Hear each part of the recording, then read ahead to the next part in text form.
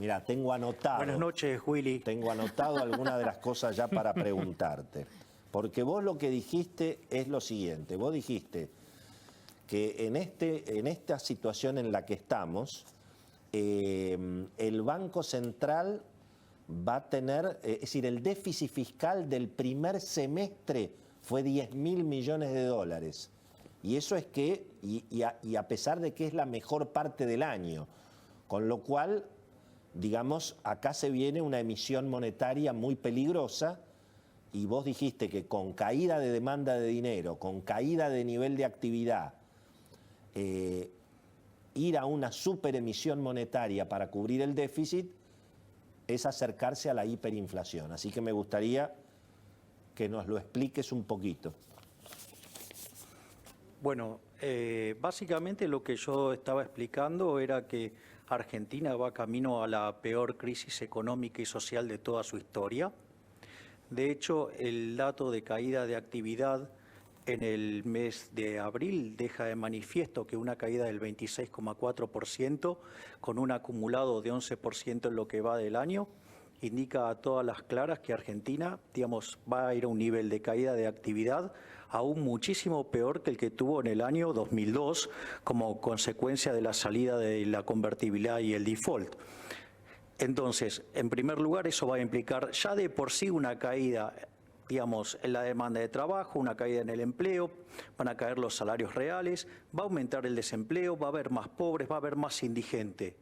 Pero recordemos que en el año 2002, como se venía de un fuerte apretón monetario, digamos, la inflación fue del 41% nada más. Ahora, el problema este año es que nosotros tenemos un descalabro monetario. Concretamente, tal cual como vos señalabas, Willy, es decir, los números fiscales son verdaderamente espantosos. Argentina, digamos, en la mejor parte del año en términos de recaudación, que siempre es el primer semestre, ya está acumulando cerca de 10.000 millones de dólares en términos de déficit. La maquinita de imprimir dinero está, pero recalentada. Básicamente ya se imprimió 1 billón de pesos para financiar al fisco. Lo que pasa es que todavía no se tradujo en emisión monetaria para el mercado porque básicamente lo que hizo el Banco Central es utilizar LELIQs y pases para esterilizar el 75% de esa emisión. Pero vos cuando tomás la base monetaria más la posición en LELIQs y la posición de pases, vos tenés el doble de la base monetaria. Por lo tanto, en un contexto donde la gente decida correr contra el sistema financiero, vos lo que vas a tener es una explosión de emisión monetaria donde la demanda de dinero viene cayendo de modo sistemático desde el 28 de diciembre del 2017. Espera, ahí hago una pausa, mirando un poquito para adelante, porque en alguna medida, finalmente, el gobierno de Alberto Fernández podría tener el mismo problema, más o menos agravado, que el que tuvo Macri con las LEVAC. La diferencia es que acá hay control de cambios, entonces lo que tendríamos sería una brecha mucho más alta eventualmente, digamos, ¿no? Sí, a ver, pero ahí hay varios problemas. También es cierto que las reservas de libre disponibilidad que tiene el Banco Central son muchísimos menos, porque si bien el Banco Central informa 43.000 millones de dólares de reserva, cuando vos le limpiás lo que tiene que ver con los encajes de los depósitos en dólares, cuando le limpiás los swap con China, cuando le limpiás los préstamos de organismos multilaterales que no puede utilizar, cuando le limpias un otro, que hay, vaya a saber uno que hay adentro de todo ese otros, en realidad te quedan limpios 7.000 millones de dólares de reservas. Ahora, vos también prácticamente no tiene reservas. Vos estás planteando algo que es también interesante, que es que el problema mirando para adelante son las expectativas, porque el gobierno lo que está diciendo es que no va a bajar el gasto público. Entonces, en alguna medida, a un problema de déficit fiscal se lo quiere resolver con más déficit fiscal. ¿Eso es lo que a vos te preocupa? Exactamente. Es decir, te cierro lo monetario y te voy a lo fiscal para ver cómo se refuerza. Es decir, vos tenés una explosión de emisión de dinero, vos tenés una caída de la demanda de dinero que ya viene de hace tiempo y tenés además un deterioro en el nivel de actividad monstruoso fruto de la cuarentena. Y remarco, refuerzo, resalto, fruto de la cuarentena, no de la pandemia, de la cuarentena. Que quede claro que es responsabilidad del gobierno esta caída en el nivel de actividad. En ese contexto, el manual, al menos con el que yo tengo más afecto, dice que vamos camino a una hiperinflación. Por otro lado, volviendo al tema fiscal, fíjate que, por ejemplo, en el mes de mayo la recaudación creció 2,4% y el gasto público se duplicó. Por lo tanto, vos tenés una explosión de gasto público. El gobierno no tiene intenciones de tocar el gasto público porque los privilegios de la casta política no se tocan, porque fíjate la perversidad del gobierno en que decide que las personas de bien, los que trabajamos, los que nos ganamos el pan con el sudor de la frente y sirviendo al prójimo con bienes de mejor calidad, un mejor precio, él decidió que nuestros ingresos fueran cero, nos obliga a seguir pagando impuestos, obliga a seguir manteniendo los empleados, obliga a seguir manteniendo los salarios, ¿sí?, generando un desastre económico y financiero en las empresas, que está llevando a la quiebra generalizada de empresas.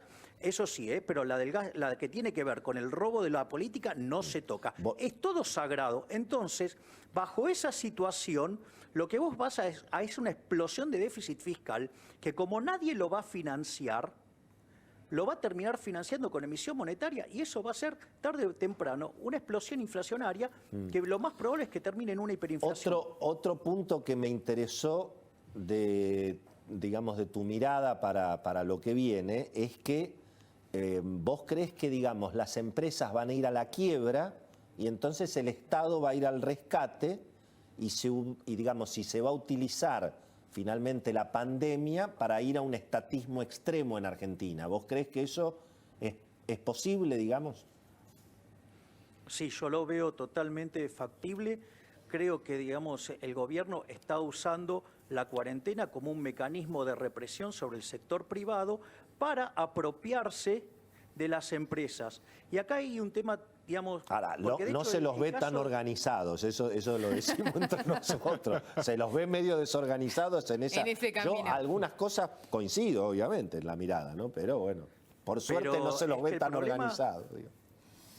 El problema es que no es que no tengan la intención, el problema es que son eficientes como todos, son todos muy ineficientes como todo socialista. Es el punto. Si no, digamos, no es un problema de que no tengan intenciones. Pero yo quiero ir a un punto mucho más delicado respecto a lo que está haciendo el gobierno, porque queda encuadrado en la característica de un delito de lesa humanidad.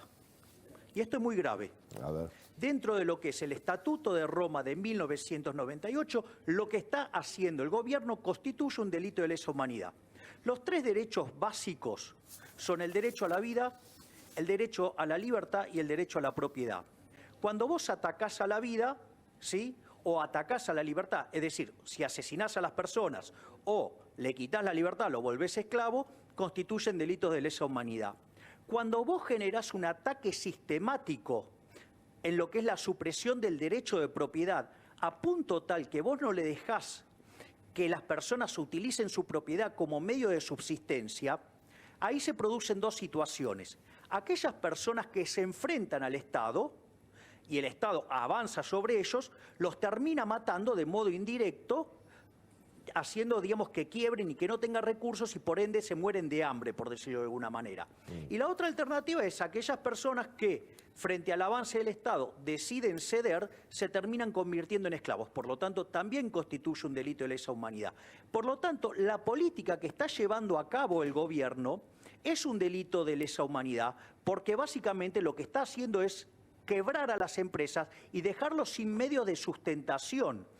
Y de hecho, vos fíjate que lo que hace el gobierno es mostrar afinidad con todos estos procesos socialistas y de avance sistemático en lo que es el sistema de propiedad privada, va contra el capitalismo, o sea, y lo expresa abiertamente. Javier, entonces, sí. Dale, cerrá, te hago la última consulta, vamos. Por lo tanto, digamos, esta utilización de hacer quebrar las empresas deja al sector privado débil frente al gobierno ¿sí? Y eso va a facilitar el avance estatista y por ende, digamos, una solución a la venezolana o a la cubana. Te hago la última pregunta, no es, digamos, es un poco menos, digamos, intensa. Respecto de la negociación de la deuda, ¿tenés alguna expectativa? ¿Crees que puede cambiar en algo este escenario tan complicado a partir del segundo semestre?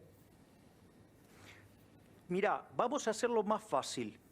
Supongamos que el gobierno logra que la negociación salga como ellos quieren. Aún así, no nos vamos a evitar de la peor crisis económica y social de la historia en Argentina. ¿Por qué? Porque cuando vos tenés que enfrentar el pago de la deuda se paga con superávit primario.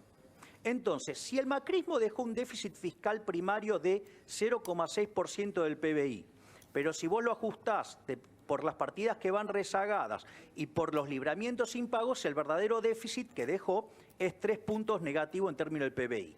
Si el paquete fiscal que mandó el gobierno es de 3 puntos más, o sea, que estamos 6 puntos abajo, y que el nivel de actividad económica va a estar cayendo más del 10%, por lo que vas a estar viendo un déficit fiscal primario en torno a los 10 puntos del PBI. La pregunta es, ¿dónde está la propuesta de ajuste fiscal por 12 puntos del PBI para poder encuadrar, digamos, el pago de la deuda? No está. Y lo peor de todo es que tenemos piromaníacos tratando de apagar un incendio. Es como que lo hubieran llamado a Nerón para apagar el incendio.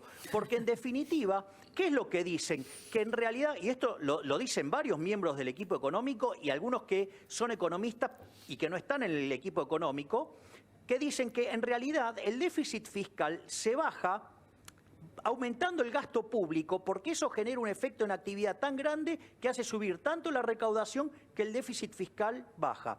Mira, esa política en Argentina, más allá del disparate teórico que no lo resiste ningún libro, aún de lo más precámbrico, aún en la literatura keynesiana, si yo tomo los últimos 119 años de Argentina, esa política la aplicó durante 109.